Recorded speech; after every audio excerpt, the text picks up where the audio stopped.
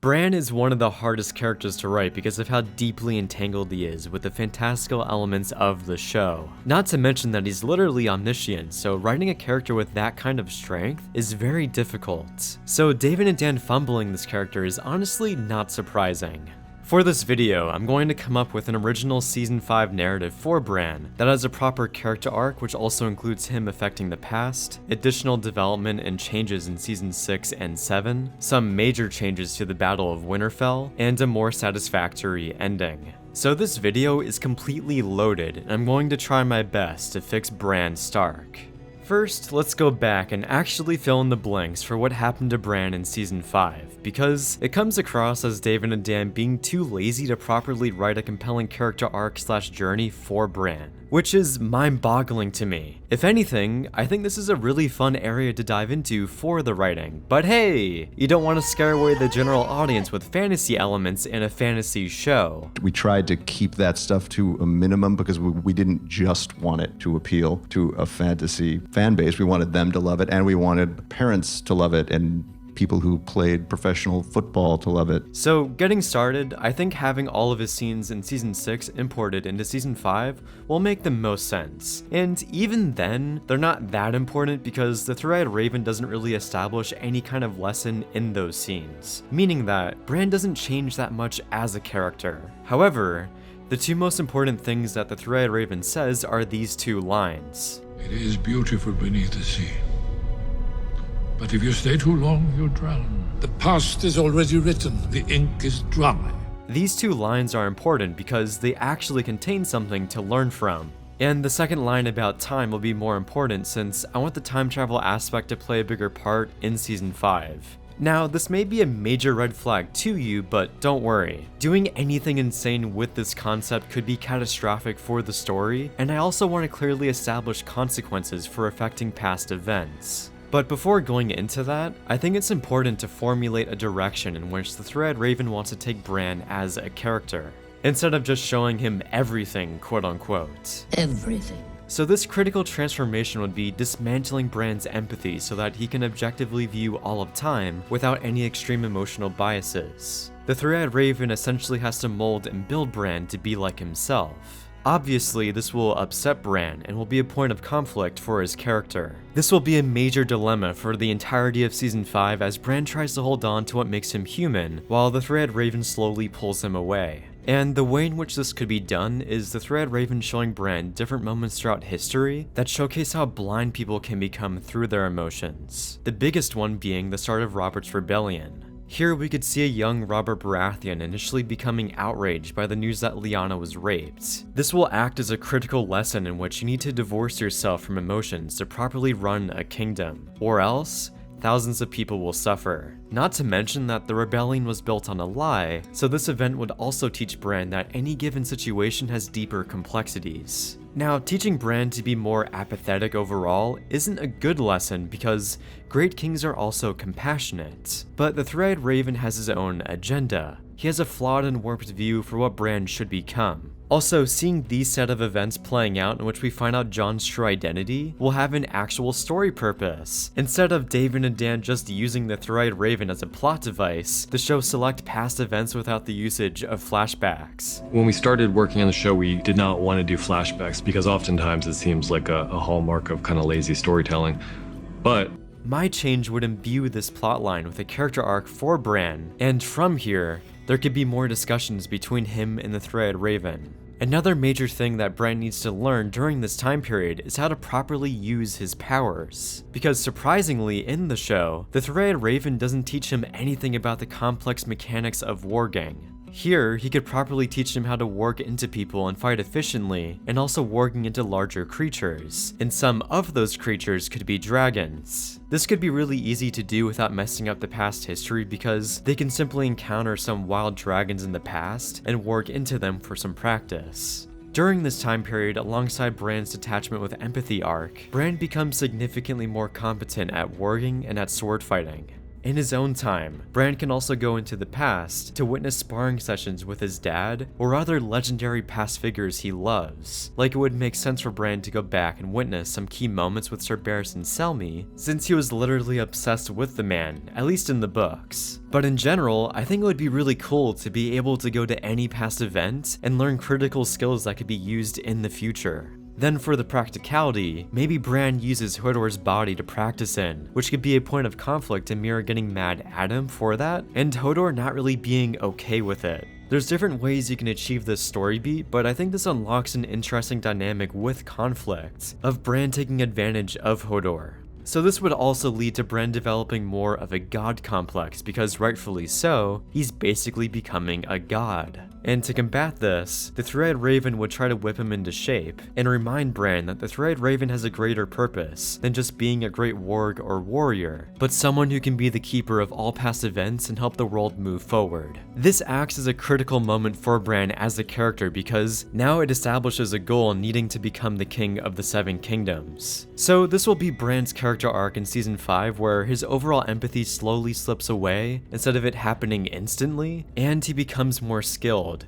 which can also poison his character to a small degree. This fleshes out Bran's character significantly more than the show, and to me is a definite upgrade, because even in season 6, he has less than 5 scenes with the Three-Eyed Raven, and it comes across as being extremely rushed. This instead adds more depth to both Bran and the Three-Eyed Raven, while also creating a more interesting dynamic between the two of them. And it doesn't stop here because there's still the time travel aspect. Introducing time travel into any movie or show is like opening Pandora's box, because without a bunch of timey-wimey justifications, said character who can time travel can completely raw dog anything that happened in the past. So for Game of Thrones, I think you need to establish clear consequences and stakes for time traveling. I don't want to roll it out completely because I think that's pretty lazy and is what David and Dan did. That's like setting up that Bran has access to nukes and he never decides to use them. Since Bran initially discovers the ability of time travel after the death of the Three-Eyed Raven, it doesn't really allow him to learn anything from someone with more expertise. In essence, there's not a figure to establish why time traveling can be dangerous. So at first, during Bran's training, he discovers it in secret, in which he wants to review the attempt on his life back in season 1, where Littlefinger sends an assassin to kill him. When he's watching this event play out, he notices that his direwolf, Summer, is nowhere near where he should be. Bran notices that Summer is instead outside with Robb Stark and doesn't know what's happening in Bran's room. So in an instance of desperation, Bran wargs into Summer and runs up the tower and into the room where his past self is and saves himself. This stuns Bran because he always assumed it was his direwolf's intuition when it was in fact always himself. This moment in which Bran interacts with the past stays a secret until he gets more ambitious and tries it again. This time, he wants to make a bigger impact and change the past in a more significant way. So he ends up traveling back to the Red Wedding. However, Bran discovers that it's much harder to warg into people in the past and finds that it's much easier to warg into his direwolf family, given that he's more connected to them spiritually, and he's had a lot of practice warging into Summer through seasons 3 and 4. He's had a few instances of warging into Hodor, but that was brief while also being within close proximity of Hodor. So accurately warging into a human far into the past is currently outside of Bran's skill range. In this past event that Bran travels back to, Robb's direwolf is locked in a cage, so Bran is forced to sit back and witness the events of the Red Wedding play out while he's powerless. He obviously tries to escape the cage, but ultimately his attempts are futile. This acts as a double tragedy because just like Arya, Bran now also has to sit by as his family gets massacred. And to add an even deeper layer to this moment, Arya actually comes to comfort Grey Wind, not knowing that she's also comforting Bran. This makes an already tragic scene even more heartbreaking while also not breaking the past with time travel. Then before Grey Wind dies while Bran is in his body, which can be very traumatic mentally for Bran, the Three-Eyed Raven intervenes and pulls him out. This leads to an explosive confrontation in which the Three-Eyed Raven condemns trying to influence the past, and he also reveals that if you try to work into a human mind in the past, you can permanently damage their mind. That, and this could be where the Three-Eyed Raven uses the line of the past already being written and the ink is dry. However, this bugs Bran because he knows that that is actually a lie due to his first instance of affecting the past. He doesn't tell the Three-Eyed Raven about his first instance and opts to keep it a secret. So this makes Bran question the fact as to if the Three-Eyed Raven is hiding something, because if Bran discovered that affecting the past is possible, then surely his teacher should also know that. So later on in the season, when Bran becomes more confident and gets closer to his god complex status of becoming stronger, he finally confronts the Three-Eyed Raven about lying. Initially, the Three-Eyed Raven will stand his ground and lie some more, but Bran tells the Three-Eyed Raven about saving himself with Summer. This leads the Three-Eyed Raven to tell the truth, which is, there was a pupil before Bran 300 years ago who affected the past in a terrible way. They try to go all the way back to when the Night King was created, and worked into the body of the captured human to try to convince the children of the Forest to not create the Night King. They didn't listen, and before the people could get out of his body mentally, he became trapped and became the Night King. Thus, the Night King's origin is related to the lineage of Three-Eyed Ravens, given that the current Three-Eyed Raven has been around for 1,000 years. So this explains a lot about the Night King and why he was able to see Bran while he was green seeing in season 6. This means that the Night King is also a green seer and has the ability to warg and control anything, which explains how he's able to control the army of the dead.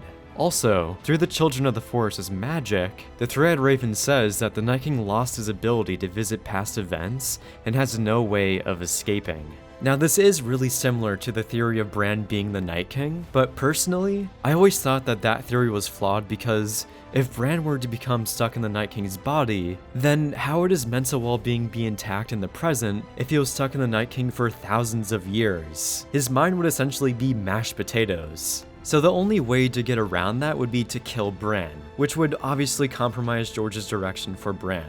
That was a major logical concern for me and mostly invalidated the theory. However, my direction largely rectifies that while also still being similar. So this major reveal will be in the season 5 finale. Narratively, I think that would be a satisfactory stopping point that is worthy of a finale. Then when season 6 picks up, there will be one more major instance of time travel before the Hodor revelation. And this event starts by Bran inherently being curious about how the Targaryens knew to flee Valyria right before its destruction. To Bran, it seemed like this point in history had fingerprints of tampering because that was a major coincidence. And it also happens that the Targaryens would be extremely valuable in the overall Long Night fight since they have dragons. So naturally, Bran goes back into the past to investigate and possibly intervene if he needs to influence the past into the right direction. Upon arriving, Bran is very cautious and takes what the Three-Eyed Raven told him into account about how working into people in the past can disrupt their minds. So after witnessing a multitude of events in Valyria, Bran runs into someone without white hair, which immediately catches him off guard, given that Valyrians and Targaryens tend to have silver hair. And while turning to face this figure, they both meet each other's eyes. They are both hesitant towards each other, and Bran figures out that this person, like Bran, is most likely a pupil of a Three-Eyed Raven. Bran immediately questions him, and through their conversation, it figures out that this pupil supplanted visions into a line of Targaryens that allowed them to see the oncoming doom of the Long Night. So this essentially explains how the Targaryens, as shown in House of the Dragon, were able to see the White Walkers, the Long Night, and the destruction of Valyria,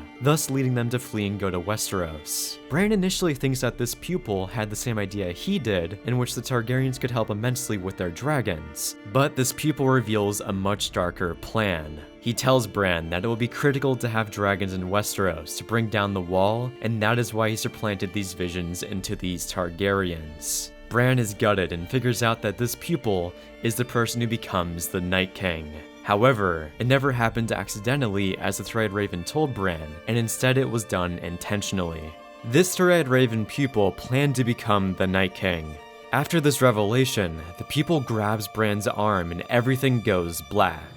Bran wakes up back in the Three-Eyed Raven's domain and the Night King's mark is on his arm. Similar to Bran becoming marked by accident in season 6 by bumbling into the Night King while not knowing he could see him, and here, it's intentionally planned and is more personal. The people will know that he'll need a way into the Three-Eyed Raven's haven in the future, and this is how he'll do it, exactly at the right time he needs to. However, this isn't the only thing that was done to Bran because there are recent memories he has that he doesn't remember doing. He recalls going back into the past and manipulating the mind of the Mad King. thus driving him crazy.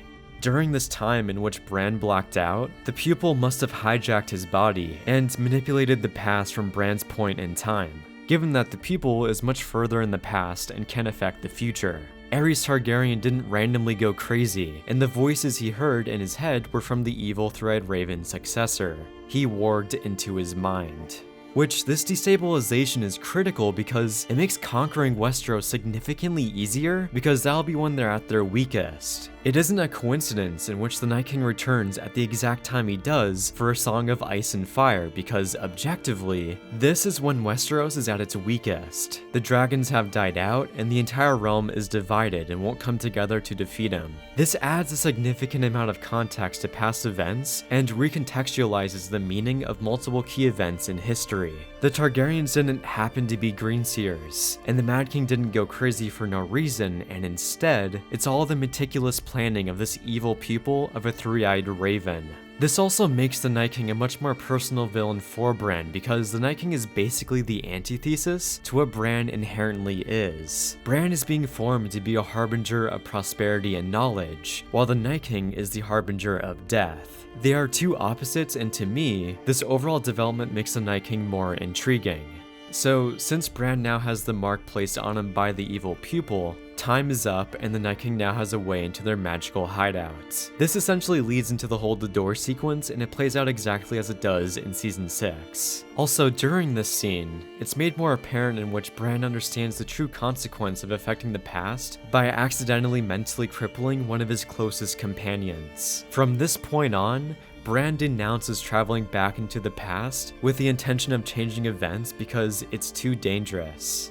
This is a pretty ambitious and major overhaul to Bran's journey with the Three-Eyed Raven, and adds significantly more than just a few scenes of these two buffoons watching a couple past events together with no real purpose. Hopefully this isn't too crazy, and I'm trying to keep it mostly grounded and based in logic, while also being consistent with how characters would act.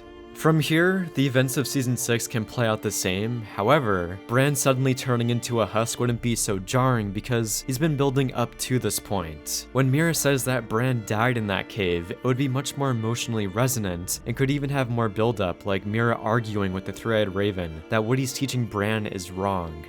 Another change that I think would benefit the story would be to have Bran arrive at Winterfell before Jon leaves. Because when looking back at Season 8, Jon and Bran don't really have a dialogue scene together. He just kisses his forehead and says hi to him, and has a very brief exchange with him before he goes back to the wall. They literally only exchange 4 lines of dialogue between these two moments. That's pretty insane for two main characters who have a good relationship with each other, or at least in the book, since there was extended material of Bran hanging out with Jon when they're at Winterfell. There are 2 big areas you can explore via dialogue for this dynamic. The first major one is that these characters have gone through traumatizing events that suck the life out of them, like Jon being resurrected and Bran becoming the Three-Eyed Raven. Now, Jon being affected by his resurrection is largely not explored that much, but I think an interesting dialogue scene between him and Bran is Jon trying to inquire from Bran the meaning of his resurrection. Jon could be lost, and Bran is the one to uplift him with a tangible goal that aligns with his own.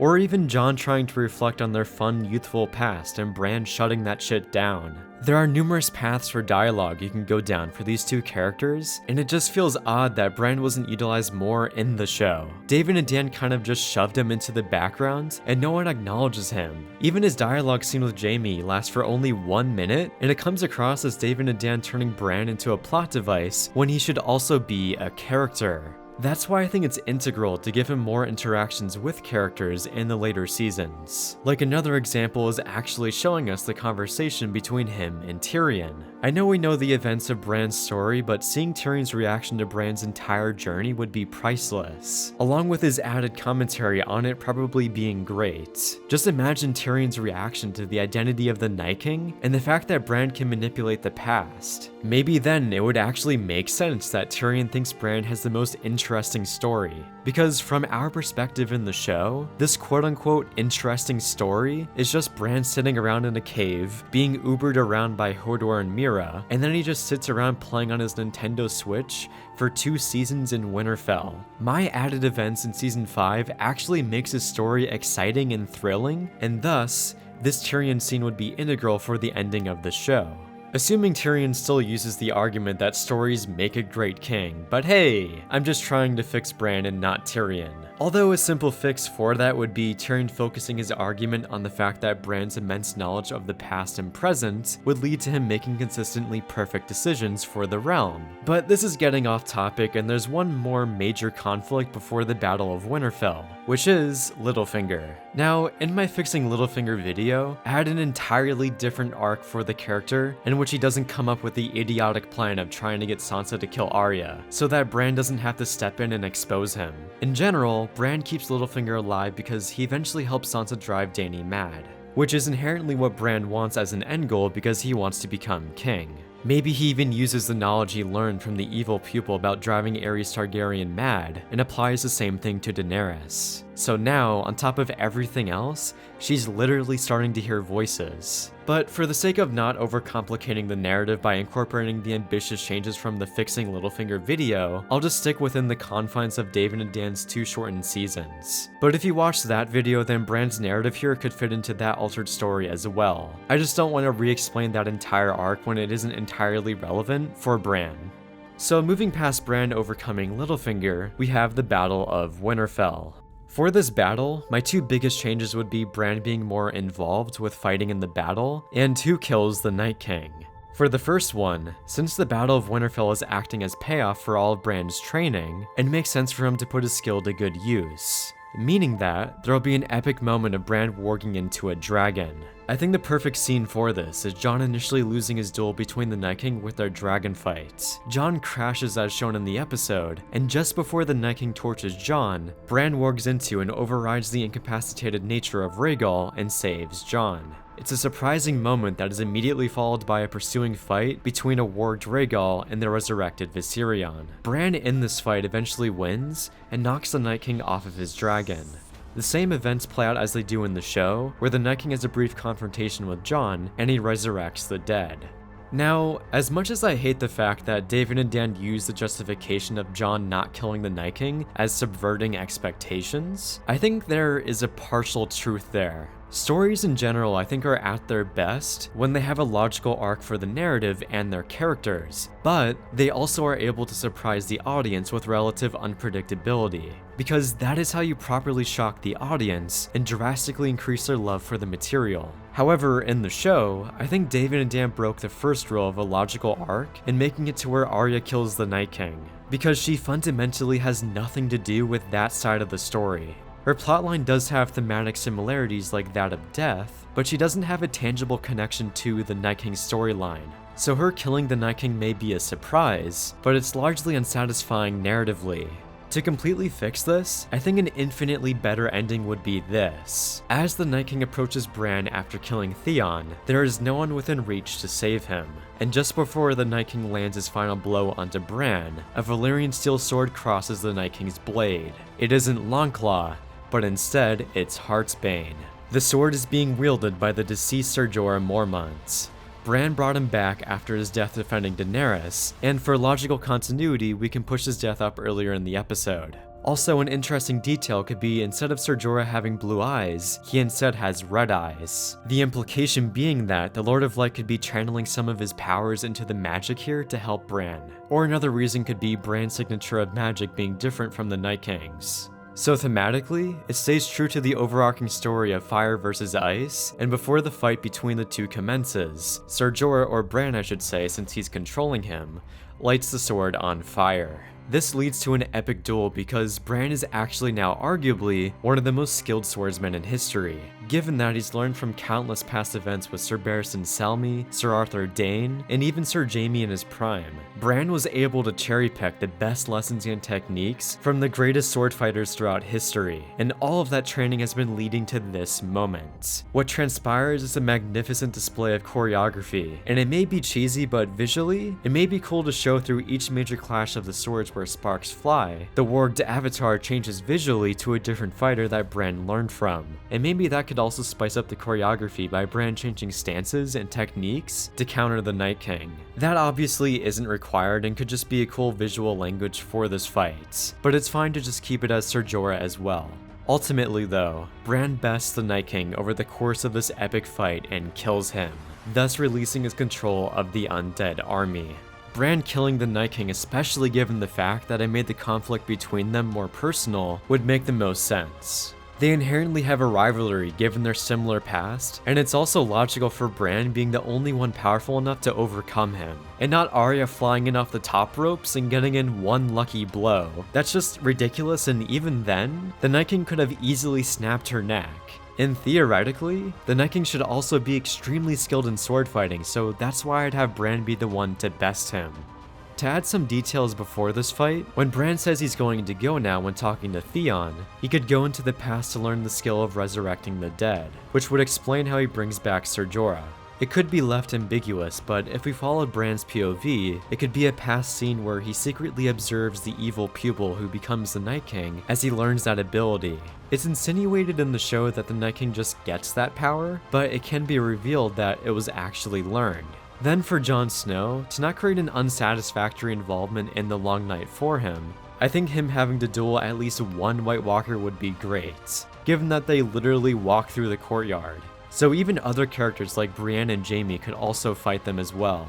So yeah, this is how I would change the Battle of Winterfell.